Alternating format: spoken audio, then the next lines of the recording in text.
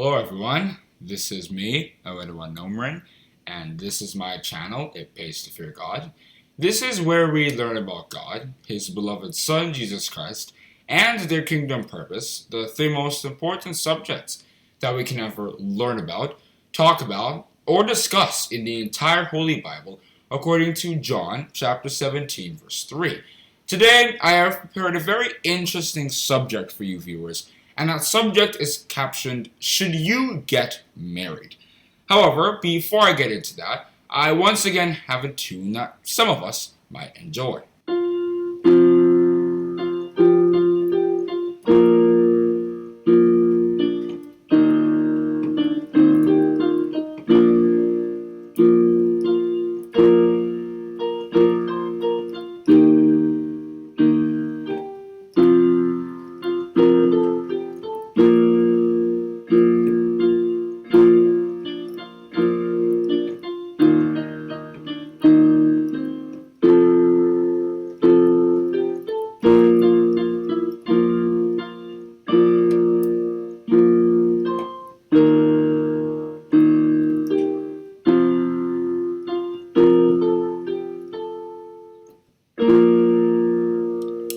Once again, the subject that I have prepared for you and myself today is captioned, Should You Get Married?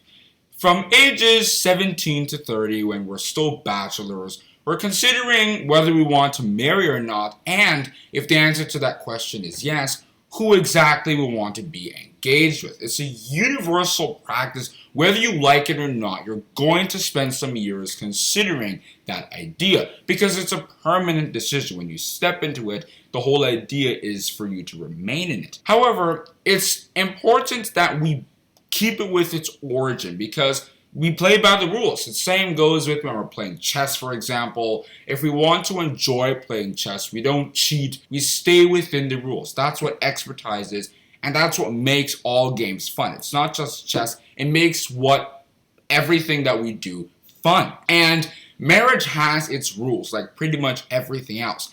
However, we're starting to see that in this world, people don't really want to respect those rules in the sense that when it comes to authority and things like that, they turn into oppression.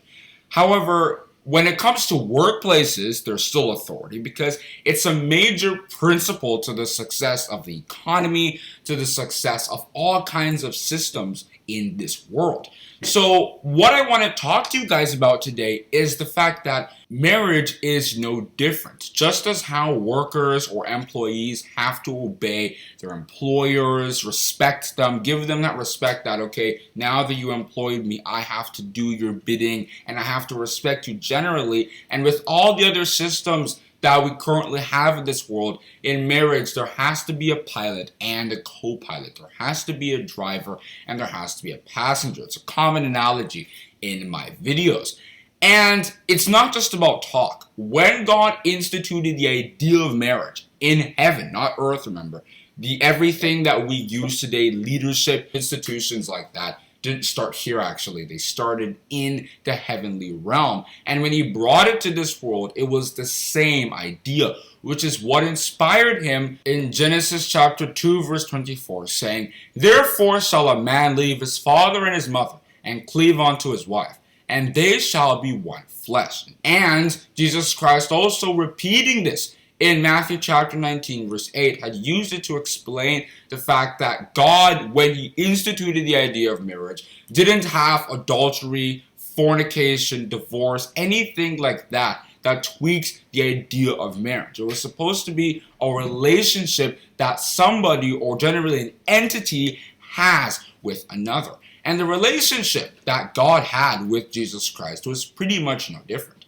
And Jesus Christ himself expressed this in John chapter 17, the whole chapter, talking about how he not only had a relationship with God, having to do with unity of purpose. Keep in mind, spirits don't have some kind of physical bond with each other. They were made one by one by one. If we read Matthew chapter 22, from verses 33 to 43, the angels don't marry. They have nothing to do with that. But they still have bonds. They still have relationships, meaning that it has nothing to do with physical stuff. but it's the unity of purpose. God and Jesus Christ, them being one, having to do with they agreeing on the same principles. Amos chapter 3 verse 3 and John chapter 10 verse 30. And that relationship continues from Jesus Christ to his apostles.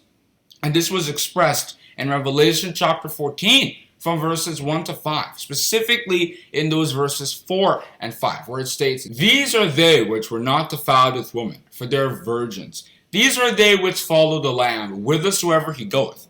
These were redeemed from among men, them being the firstfruits unto God and to the Lamb.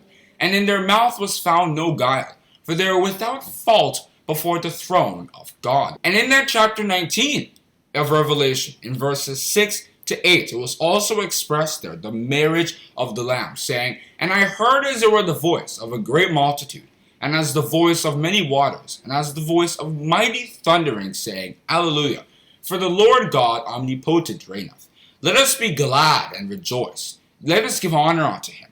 For the merit of the Lamb is come, and his wife hath made herself ready. And to her was granted that she be arrayed in fine linen, clean and white. For the fine linen is the righteousness of the saints, being clean and white." If you see the garments of a woman when she's about to marry, it's perfectly white. And same goes with the righteousness of the saints. They have nothing to do with the world. And in that John chapter 17, it was expressed that Jesus Christ took them out of the clutches of the world and brought them to God. And God accepted them because they had a clean and perfect relationship with God. And that was what God took to this world. And that was what he expected humanity to do with it. However, of course, humanity being humanity, did what they usually do. They take it, they tweak it, they do what they usually do. And we see that in the general history of humanity. However, we should always bring marriage back to its origin. If we're bachelors and we want to get married, we should always consider the Bible's view on marriage, because the owner, God himself, had expressed this in there. The hierarchy of obedience. That is the key part to having success. But I would have you know that the head of every man is Christ, and the head of the woman is the man, and the head of Christ is God. In 1 Corinthians chapter 11, verse 3. Now, like I said, there are rules to marriage, just as how there are rules to chess, rules to Monopoly, rules to backgammon, rules to checkers. There are rules to marriage. And when I say rules, if you want success, there are methods and ways that are very profitable for you. So it's just better that you take such advice. When God addresses women saying, obey your husbands, it's the woman that they are addressing, in the sense that in history, men used to oppress women. And then their excuse would be, no, the Bible said that you have to obey me, so it's now my job to enforce that and make sure that that happens. And that caused the various riots that ended up happening. But God never gave the man that right to do it in the first place. If women are interested in their salvation, they study the Bible, they read it, and they stumble upon women obeying their husbands. And therefore, if they want their own salvation, they have to do their own part. It's not just the man doing everything or just the woman doing everything. Both the man and the woman play their own part in obtaining salvation for themselves. So if one person doesn't want that, it's not the job of the other to ensure it for the first person. No, both want to have salvation. Then they study the Bible, find out what each of their roles are, and then they go about living their lives in such a way that will not only create marital peace for themselves in this world, but they are ensured salvation in the end. If we're looking for a way to a win-win situation, as far as I'm concerned, I believe that is a good way to look at it. Now, I know that in the time that we're in, marriage is seen as a more difficult thing. We're seeing that marriage rates, people getting married, are decreasing. And divorce rates are unfortunately skyrocketing, especially in the West. But this shouldn't intimidate us, because the only reason for this is because people aren't attending to the rules. People get in without really knowing the rules, and then it becomes a hot seat, and then they just have to jump out. So before we hop in, let's review some few rules that are critical to a successful marriage. And pretty much the most important one is the bond, the love that you have with one another. Because many people, both men and women, they go with, oh, does this person have money? Does this person have generally a good family background? Are they known for something good? Are they infamous? Or are they famous for something that is actually worthy of being famous for? Or are my friends already in it and I just need to hop in and compete with them? Most people go through marriage simply because of reasons like that. However, that's pretty much the cause for the collapses of most marriages in this world, because they're basing it on things that the institution of marriage and the idea of it weren't based on. Some relationships in the Bible failed for the exact same reasons, and God's relationship actually collapsed in a sense because of such things. God loved the Israelites, and he expressed it in so many places. For example, in Ezekiel chapter 16 verse 8, the whole chapter talks about the relationship that he had. Then, of course, the later parts of it talks about what the Israelites ended up doing with it. But specifically in verse 8, he said, "Now when I passed by thee and looked upon thee, behold, thy time was the time of love. And I spread my skirt over thee, and covered thy nakedness. Yea, I swear unto thy fathers, and entered into a covenant with thee, saith the Lord God, and thou becamest mine." He also said this in Hosea chapter 11 from verses 1 to 4, and even by Moses in Deuteronomy chapter 7 in verses 7 and 8.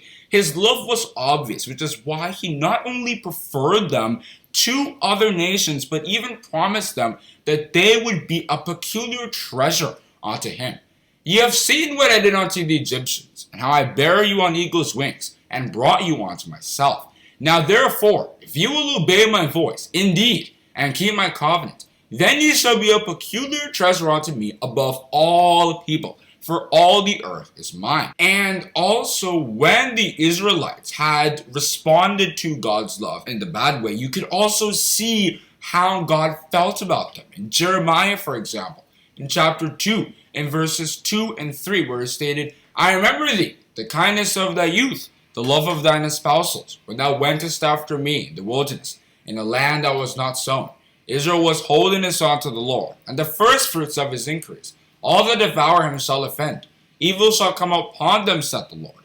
This is the kind of relationship that women are supposed to have with men, and in kind vice versa. There is supposed to be love. That is more important and crucial to a marriage than the money, than the property that they're living in, or any other thing, because that is the strand of the marriage that is going to hold it together when there's no money or whatever problem that marriages have. Because, of course, problems are different depending on the marriage, the people in it, etc. There are many factors to the success. Now, when we are women or men entering into marriages, the only thing we have to consider is that each of them have their roles. And God set those up in Genesis chapter 3. After they'd sinned from verses 1 to 6, the judgment from verse 15 all the way to verse 19. Specifically verse 16, you see that God said that the man should preside over the woman.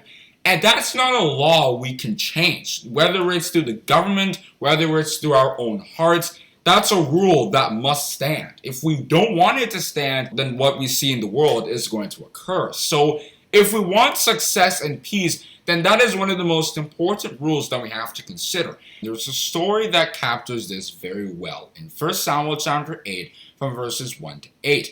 The reason why I'm citing this story is because the Israelites were having a problem. They wanted somebody righteous to rule. They were just getting tired of what was happening. And instead of simply bringing the idea to God, saying, "This is something that we're dealing with. Can you suggest something? Can you give us a solution to the problem?" They didn't just do that. They decided first, okay, this is the solution. And then they simply told Samuel, "Give us a king." So they just decided whether it was a righteous decision, whether it was a wicked decision. That doesn't even matter. It was the fact that they couldn't even take the decision to God because it was like God wasn't aware of what was happening. It was only them that were aware of that. They weren't righteous people ruling, and therefore they also had to be the ones to solve the problem. And women in this world have to also keep this in mind. When women want to get married, like I said, there has to be a bond and a relationship. And then you combine that with somebody being subordinate to another. But the love covers it in the sense that one person doesn't mind that person presiding and therefore leading. But it's clear that the Israelites did mind because they simply wanted to take the decision, decide everything, let it happen, then go tell God, we did this. Come look at it. It's pretty cool. Check it out. As if they suddenly had the right to just do all that for them. I advise you just keep this thing in mind. When you want to go into a marriage and of course you're meeting a man there, then there has to be that feeling where when you have problems, it's the man. And in Numbers chapter 30, Moses had talked a lot about this, bringing your vow to the husband and God giving the husband power to simply cancel it out. If he judges it correctly, then, okay, don't take this to God or take this to God. But God put the husband in charge of the wife, saying, before you just go take anything that you want to me, run it through the husband first. It's like he's scanning it. The way before you just hop on a plane, there are people who look at your passport, look at your papers, make sure everything's correct before they just let you hop on and fly. So therefore, the question of my entire discussion comes in. Should you get married? If you want to get married, all the principles in the Bible have to come in mind. And if you can't find the right person that you can therefore obey God's laws with, then for your own good, and so at least your chances of salvation aren't completely lost, it's better you just stay out of the institution and of course save your body and therefore life from being cast away by God. It's important that we keep this in mind because it's a delicate subject, it's a delicate thing, an institution that can ruin our success in life if we don't consider the rules before just hopping in. And St. Paul did tell us something that we must consider for both wives and husbands in Ephesians chapter 5 from verses 22 right down to verse 29.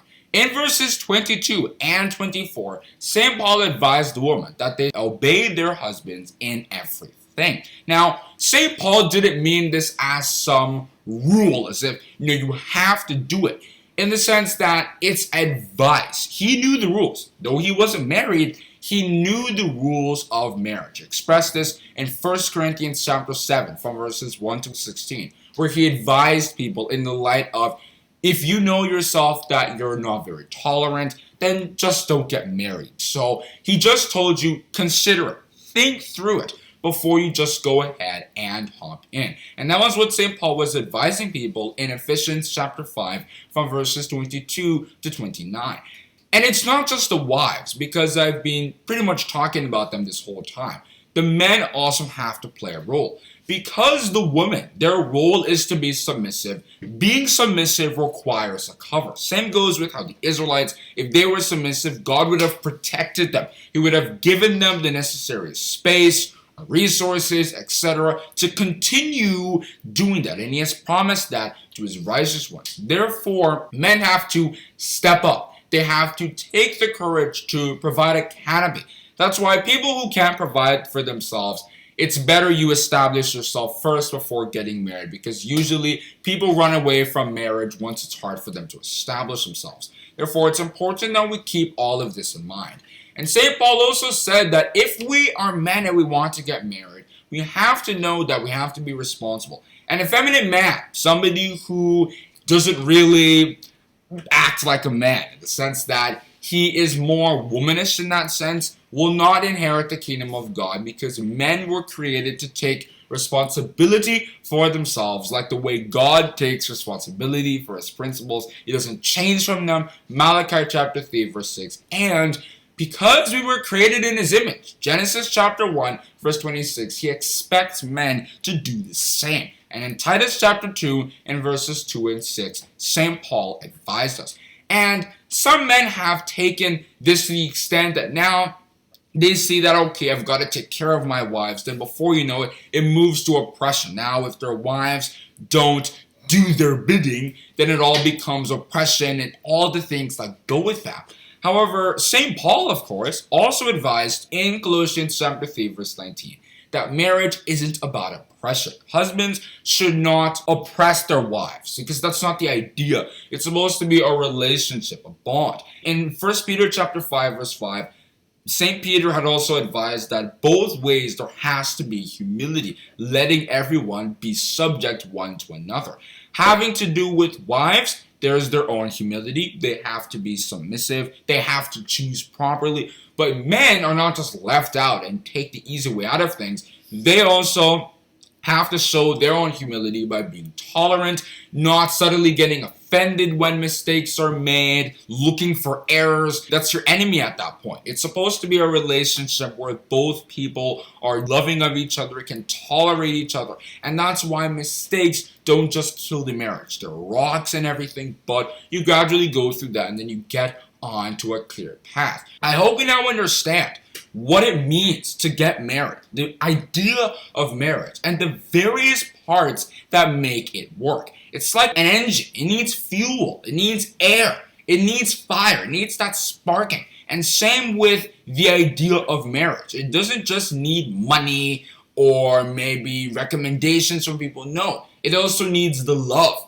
And it also needs the rules that God set up. St. Paul advised that people who are bachelors should go ahead and marry because he thought that it was a really good thing.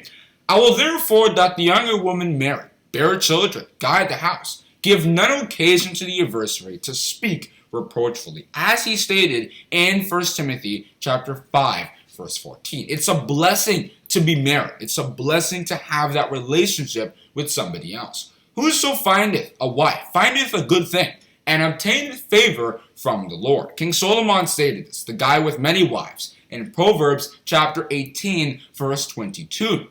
And St. Paul also advised us in 1 Corinthians chapter 14, verse 40, that if we want success to not just marriage, everything we're doing, we should let things be done decently and in order. And in the case of marriage, what does it mean to do things decently and in order? To understand the rules of marriage, which are completely and well explained in the Bible by the prophets. We get an idea of what God had when he instituted it with Adam and Eve in Genesis chapter 2 in verses 23 and 24. And then we go about trying to live that life. God helping us along the way with the prayers that we have, answering them for us so that our marital lives not only become easier, but that we actually enjoy them. Because God did not set up marriage just so that a man can control a woman. No, he knew that both will find it very enjoyable to live together, to raise children, to make businesses, to do everything. And that's why, in order to assist us in that process, he set up the various rules. Marriage isn't oppression. Marriage isn't anything but love and peace in God's service. And I choose to end my talk on the subject, should we get married? To conclude this episode, I once again have a tune that some of us might enjoy.